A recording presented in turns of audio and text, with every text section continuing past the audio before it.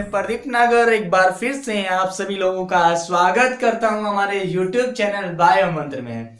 और गाइज आज की इस वीडियो में हम बात करने वाले हैं क्लास 12th के चैप्टर नंबर 11 की। और चैप्टर नंबर 11 हमारे पास में आता है टिड्डा, और टिड्डे की हम बात करेंगे। यहाँ पर आपको बोर्ड पे एक डायग्राम जो है नजर आ रहा होगा जिसका नाम है टिड्डा, और टिड्डे का डायग्राम हमने यहाँ पर बना रखा है। ज्यादा हमें जो है बनाना तो नहीं आता है, लेकिन आपके सामने हमने बना रखा है। हमें तो अच्छा लग रहा है, आपको कैसा लग रहा है आप कमेंट करके जरूर बताएं। मोटिवेशनल क्यूट के साथ तो स्टार्ट करते हैं आज के इस वीडियो को कि आपकी मेहनत ही आपकी पहचान है, वरना एक नाम है लाखों इंसान है। चलिए टिड्डे का सबसे पहले बात करते हैं कि हमारे इंडिया के अंदर जो है आता किस तरीके से है। तो ध्यान से सुनिएगा, बात बहुत परफेक्टली हम जो है यहाँ पर आपको बताने वाले हैं, आपको शायद नहीं पता होगी। चलिए स्टार्ट करते हैं। देखिए भारत के अंदर जो टिड्डा होता है वो आता किस तरीके से। ईरान से जो है टिड्डा आता है कहां पर, पाकिस्तान में। और पाकिस्तान नल्ला पाकिस्तान में आता है, और नल्ले पाकिस्तान से भारत में प्रवेश करता है। और भारत में भी सबसे पहले राजस्थान और पंजाब और राजस्थान के अंदर सबसे पहले टिड्डी दल प्रवेश करता है, और यहां पर खात्मा कर देता है, एक तरफ से ही खात्मा कर देता है। मैं बता दूं आपको ज्ञात होगा या नहीं होगा, लेकिन ध्यान रखिएगा आज के बाद में कि एक टिड्डी दल 2500 से 3000 व्यक्तियों का खाना चट कर जाती है। बताइए दोस्तों, इतना मैंने आपको कितना बेस्ट वाला फैक्ट बताया है। ध्यान रखिएगा, एक टिड्डी दल 2500 से 3000 व्यक्तियों का खाना चट कर जाती है। साथ ही साथ अगर हम देखें तो एक जो टिड्डा होता है वो अपने वजन के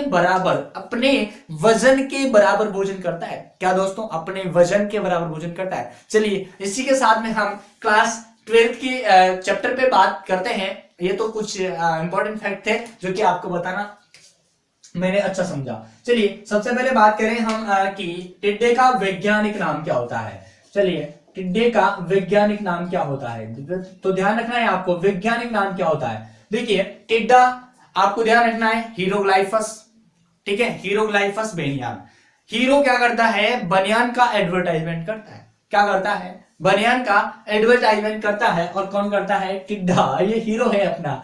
देखिए हीरो कौन है, टिड्डा है अपना। तो हीरोग्लाइफस ध्यान रखना है आपको, हीरोग्लाइफस बेनियान। और दूसरा एक और नाम आता है इसका हीरोग्लाइफस। ये रिपट के पड़ता है, रिपट के। अरे इसका नाम है निग्रो रिप्लेटस। ध्यान रखना है आपको, रिपट के पड़ता है भाई साहब, रिपट के। तो हीरोग्लाइफस निग्रो रिप्लेटस, क्या नाम है, निग्रो रिप्लेटस। चलिए इसके सामान्य लक्षण की बात करते हैं हम, ठीक है। सामान्य लक्षण में सबसे पहले ध्यान रखिएगा, टिड्डी में सबसे पहले बात करें हम तो यह एक लिंगी है। कैसा है, एक लिंगी है, मतलब इसके अंदर एक लिंगी होता है, ठीक है, एक ही लिंग होता है। जैसे कि हम बात करें एक लिंगी कैसे है, नर अलग होता है और मादा अलग होता है। तो ध्यान रखिएगा नर का आकार कितना होता है दोस्त, नर का आकार कितना होता है, 60 से 75 mm।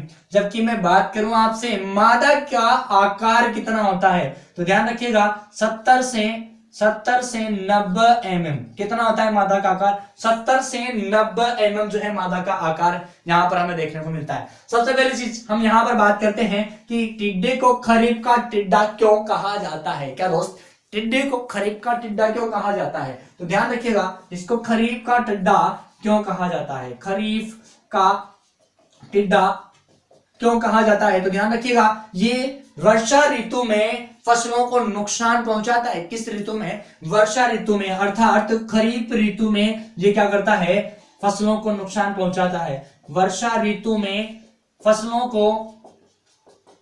को नुकसान पहुंचाता है, ठीक है। वर्षा ऋतु समझ गए होंगे आप, खरीफ ऋतु में, ठीक है। अब पहुंचाता किस तरीके से है, तो ध्यान रखिएगा इसके जो मुख होते हैं वो चबाने और काटने वाले होते हैं। कैसे होते हैं, चबाने और काटने वाले होते हैं। साथ ही साथ अगर हम देखें तो ये जो टिड्डा होता है ये क्या करता है दोस्त, क्या करता है, तीसरे नंबर में हम बात करें तो टिड्डा जो है ये बहुत भूखा होता है। यह बहुत भूखा और शाकाहारी, क्या दोस्त, शाकाहारी, शाकाहारी और सर्वव्यापी, सर्वव्यापी कीट है। कौन सा कीट है दोस्त, सर्वव्यापी कीट है। ध्यान आपको रखना है यहाँ पर। शाकाहारी आप समझ गए होंगे, ग्रास ऑपर इसको इंग्लिश में बोला जाता है। ग्रास मतलब होता है घास, और घास को खाने वाला शाकाहारी। ठीक है, चलिए आगे बात करें इसकी फोर्थ नंबर पे ध्यान रखना है आपको। इसका जो बाह्य कंकाल होता है दोस्त, इसका जो बाह्य कंकाल, अरे बाहर की चमड़ी जो इसकी किसकी बनी होती है, काइटिन की बनी होती है। बाहरी चमड़ी किसकी बनी होती है, काइटिन की बनी होती है। ध्यान रखना है ये सारे पॉइंट।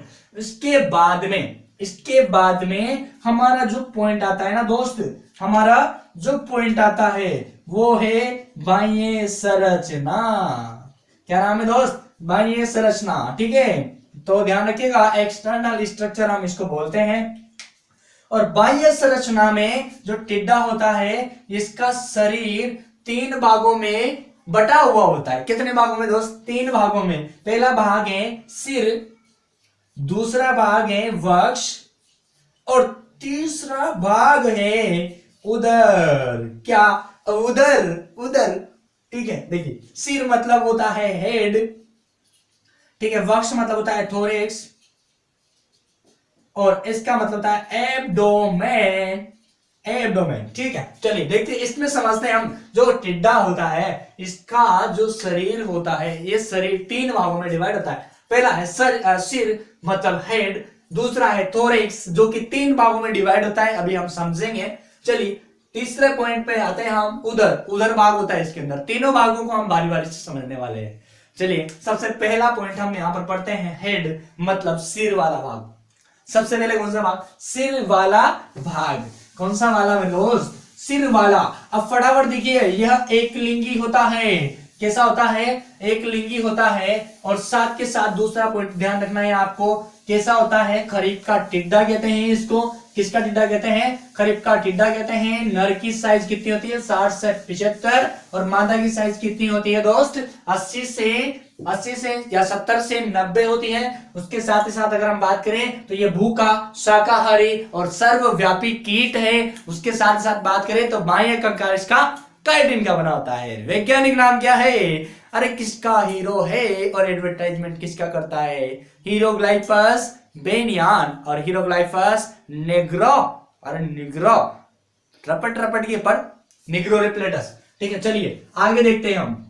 सबसे पहला पॉइंट हमारे पास में आता है सिर भाग। कौन सा भाग दोस्त, सिर भाग मतलब हेड भाग आता है। और हेड भाग में सबसे पहले हम देखें तो यहां पर देखिए, सबसे पहला पॉइंट, हेड भाग में क्या पाया जाता है, अरे मुख। क्या, मुख। सबसे पहले पॉइंट पे ध्यान रखोगे, मुख। और मुख किस तरीके का होता है, तो ध्यान रखना है अधोन्मुखी।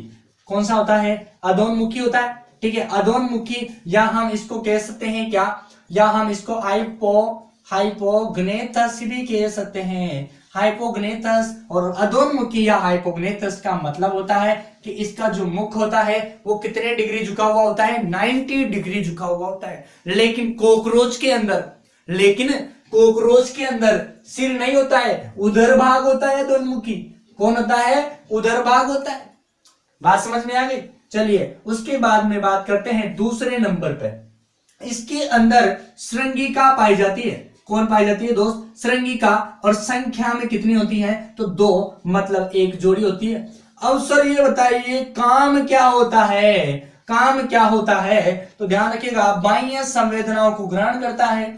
बाह्य संवेदनाओं को क्या करता है दोस्त, ग्रहण करता है। और उसके साथ ही साथ अगर हम देखें तो इसमें बाह्य संवेदनाओं को ग्रहण कर लिया, ठीक है, तो स्वाद का पता लगाता है। ठीक है, स्वाद चेक करता है, भाई खट्टा है, कड़वा है, मीठा है, कैसा है। ठीक है, उसके बाद में सूंघने में मदद करता है। उसके बाद में बात करें, सुनने में भी मदद करता है। ठीक है, सुनने में भी मदद करती है श्रृंगिका। और साथ ही साथ बात करें तो दिशा का भी पता लगाती है। किसका, दिशा का पता लगाती है श्रृंगिका।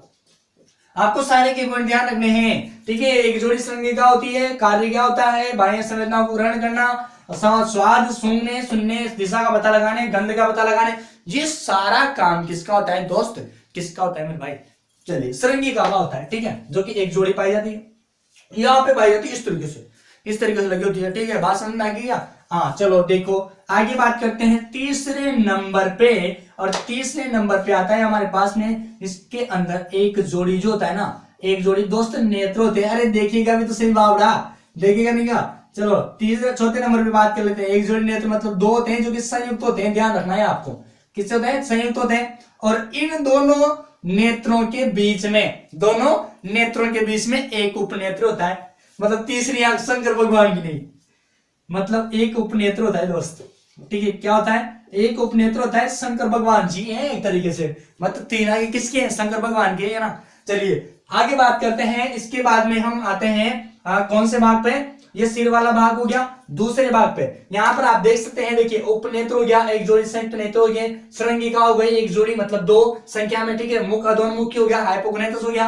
अब बात करते हैं वक्ष भाग की, और वक्ष भाग जो होता है ये वक्ष भाग है, और वक्ष भाग को हम क्या कहते हैं, थोरेक्स। और इस थोरेक्स भाग जो है ये तीन भागों में डिवाइड होता है। कितने भागों में दोस्तों, तीन भागों में। जैसे पहला में बात करूं तो अग्र वक्ष, क्या नाम है, अग्र वक्ष। दूसरा कौन सा है, मध्य वक्ष, मध्य वक्ष, और पश्च वक्ष।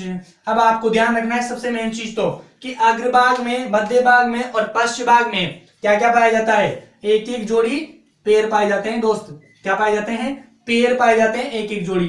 इसमें भी एक जोड़ी होता है, ठीक है, एक जोड़ी क्या पाए जाते हैं, पैर। इसमें भी एक जोड़ी होते हैं, इसमें भी एक जोड़ी सब में पैर पाए जाते हैं। अब ध्यान रखना है आपको कि अग्रभाग में पाए जाने वाले जो पैर हैं वो चलने में मदद करते हैं, ठीक है। किसमें, चलने में, इस तरीके से चलने में, ठीक है। और ये जो पश्च भाग में पाए जा रहे हैं एक जोड़ी, ये कूदने में, जंप लगाने में, ठीक है, जंप लगाने में या कूदने में मदद करते हैं। तो ध्यान रखना है आपको। देखो इसकी जो स्थिति है वो हम डायग्राम में कैसे समझ सकते हैं, देखिए तो अग्रवक्ष और ये मध्यवक्ष और ये पश्चवक्ष, ठीक है, ऐसे समझना है आपको। अग्रवक्ष में ये एक ये अग्र पैर, ठीक है, जो कि काम क्या कर रहा है, ध्यान रखना है आपको, काम क्या कर रहा है दोस्त, ये काम क्या कर रहा है, तो आपको ध्यान रखना है अग्र जो पैर होता है ये काम क्या करता है, चलने में मदद करता है। किसमें, चलने में मदद करते हैं, ये अग्र वाले और ये मध्य वाले चलने में, ठीक है। ये दोनों जो पैर हैं ये चलने में मदद करते हैं, अग्र और मध्य वाले।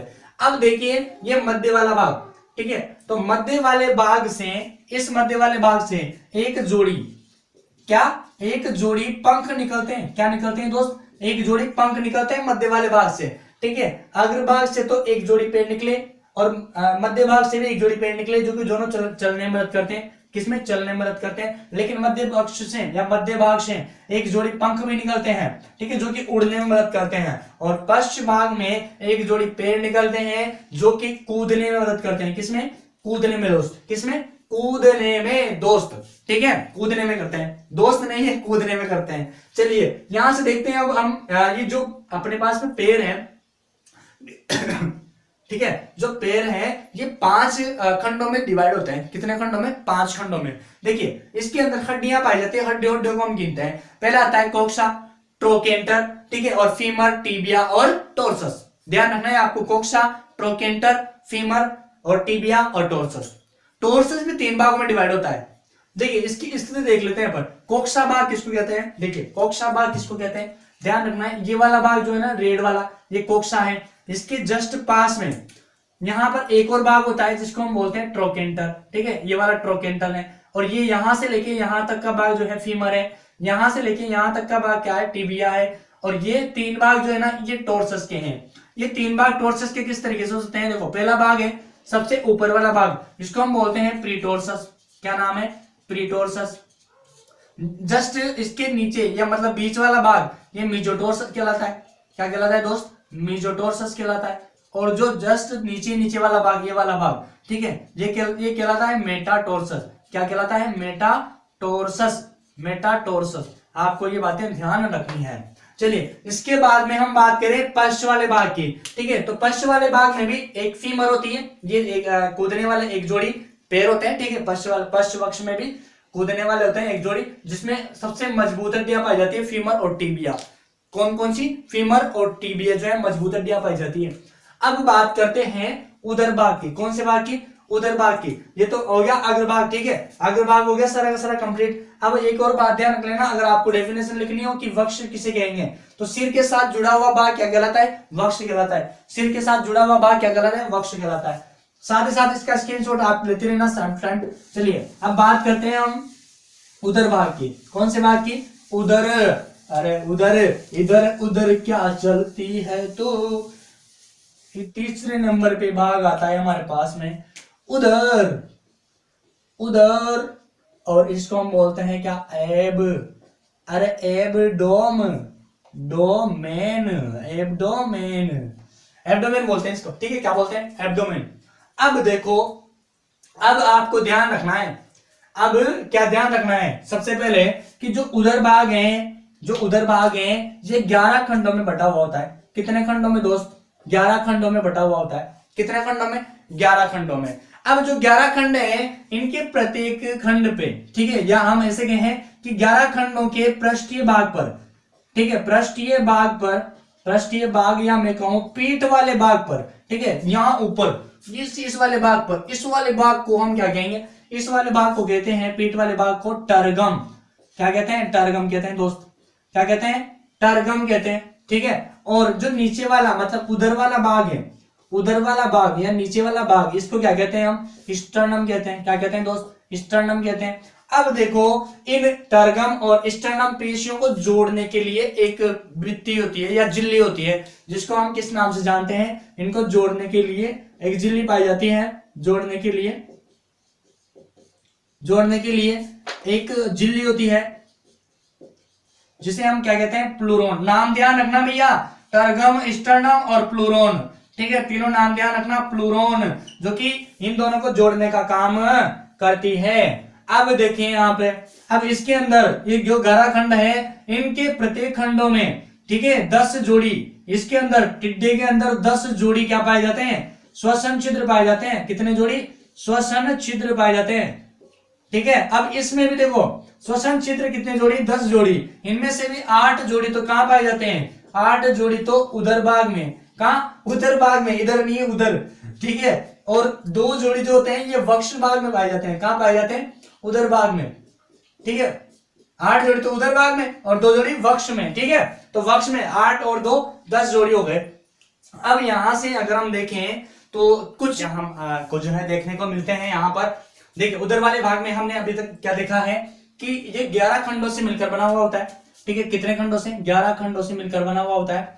दूसरी चीज, हमने पृष्ठीय भाग को टर्गम कहते हैं, उधर भाग को क्या कहते हैं? स्टर्नम कहते हैं। और पार्श्व में, इन दोनों के पार्श्व भाग में एक झिल्ली पाई जाती है, जिसे हम क्या कहते हैं? प्लूरोन कहते हैं। और प्लूरोन झिल्ली के दोनों साइडों में, ठीक है, ये प्लूरोन झिल्ली जैसे इस साइड में भी छिद्र पाया जाता है और इस साइड में भी छिद्र पाया जाता है। इसी तरीके से हम देखें तो जो टिड्डा होता है, इसके उधर भाग में 10 जोड़ी श्वसन छिद्र पाए जाते हैं, जिनमें भी हम अगर देखें तो 8 जोड़ी उधर भाग में, जबकि 2 जोड़ी वक्ष भाग में श्वसन छिद्र पाए जाते हैं। बात करें यहां पर कि जो मादा है, उसमें मादा के अंदर 9 और 10वें, ठीक है, 9वें और 10वें खंड में कोई श्वसन छिद्र नहीं पाया जाता है। किसके अंदर? 9वें और 10वें खंड में कोई श्वसन छिद्र नहीं पाया जाता है। तो आपको ध्यान रखना है, नहीं किस में नहीं पाया जाता है? तो 9वें 10वें में, ठीक है। साथ ही साथ बात करें कि इसके अंदर 11 खंड है, तो 11वां खंड जो है ये मल द्वार कहलाता है। क्या कहलाता है दोस्त? मल द्वार कहलाता है, जिससे खाया पिया निकाला जाता है, ठीक है, उसी को कहते हैं मल द्वार। और वो कौन सा खंड है? 11वां खंड है, ठीक है। बात करें यहाँ पर कि जो मादा है, ठीक है, जो मादा का उदर है, मादा का उदर जो है नर की अपेक्षा अधिक जो है नुकीला होता है। कैसा होता है? मादा का, यहां लिख देता हूं मैं, मादा का उदर नर की अपेक्षा नुकीला, ठीक है। कैसा होता है? नुकीला होता है, ठीक है। क्या होता है? नुकीला होता है। और आपको ध्यान रखना है कि जो मादा का उदर है ये कौन से खंड में होता है? तो 8वें और 9वें खंड में होता है। कौन से खंड में होता है दोस्त? 8वें 9वें खंड में होता है मादा का उदर। ध्यान रखना है कितने, कौन से खंड में? 8वें और 9वें में, भूल मत जाना आप, ठीक है। यहाँ पर ध्यान रखना है अच्छे तरीके से। अब ध्यान रखना है आपको कि अंडरोपक की सहायता से जो मादा का उदर होता है, ये अंडरोपक, ठीक है, ये उदर वाला भाग है ना, ये वाला नुकीला होता है, ये 8वें 9वें खंड से मिलकर बना हुआ होता है, ठीक है। 8वें 9वें खंड से मिलकर कौन सा बना होता है? ये आपका मादा का उदर, ठीक है। अब बात करते हैं यहाँ पर जो अंडरोपक है, इसका काम क्या है? अंडरोपक का काम क्या है? तो आपको ध्यान रखना है, ये तो मैं यहाँ लिख देता हूँ 10 जोड़ी, ठीक है, कितने जोड़ी, 10 जोड़ी, ये मैंने लिख रखे हैं यहाँ पे वैसे, ठीक है। तो अंडरोपक की बात कर रहे हैं अपन, तो जो अंडरोपक की सहायता से जो मादा क्या करती है, ये जो अंडरोपक की सहायता से, अंडरोपक की सहायता से क्या करती है, अंडकोष्ठों को बाहर निकालती है, ठीक है। अंडरोपक की सहायता से अंडकोष्ठों को बाहर निकालती है, और अंडकोष्ठों को बाहर निकालने के बाद में ये क्या करती है, इन अंडकोष्ठों को मिट्टी में दबा देती है, और ना मिट्टी में दबाने के बाद में उनको सेती है, उनको सेने हेतु छोड़ देती है, जिससे क्या होता है, जो अंडकोष्ठ होते हैं इनमें से अंडे बाहर आ जाती हैं। अंडे कहाँ आ जाते हैं, बाहर आ जाते हैं, ठीक है। सेने के लिए उनको छोड़ देती है, जिससे अंडे बाहर आ जाते हैं, और अंडे बाहर आने के बाद उनसे क्या निकलेगा, टिड्डा निकलेगा। क्या निकलेगा दोस्त, टिड्डा निकलेगा, ठीक है। अब इसी तरीके से अगर हम देखें आगे तो कुछ वैज्ञानिक जो होते हैं, ये वैज्ञानिक क्या करते हैं कि 10 खंड मानते हैं, इसमें कितने खंड मानते हैं, 10 खंड मानते हैं। तो क्या कहते हैं भाई, इसके मामले में क्या विचार है वैज्ञानिकों का, इनका विचार ये है कि ये जो 11वां खंड है ये 10वें खंड का उपांग है। क्या है दोस्त, 11वां खंड जो है ये 10वें खंड से मिलकर बना है, या हम ऐसे कह दें कि 10वां और 11वां खंड एक ही है, अलग अलग नहीं है वो, ठीक है। लेकिन इन्होंने क्या है, अंदर जैसे दिखने में तो एक ही दिखता है, लेकिन अंदर से इन्होंने अलग कर रखा है। कुछ वैज्ञानिक मानते हैं, कुछ नहीं मानते हैं, ठीक है। तो वो अलग बात है, बाकी आपको तो जो इन्होंने बताया वो लिखना है सारा का सारा।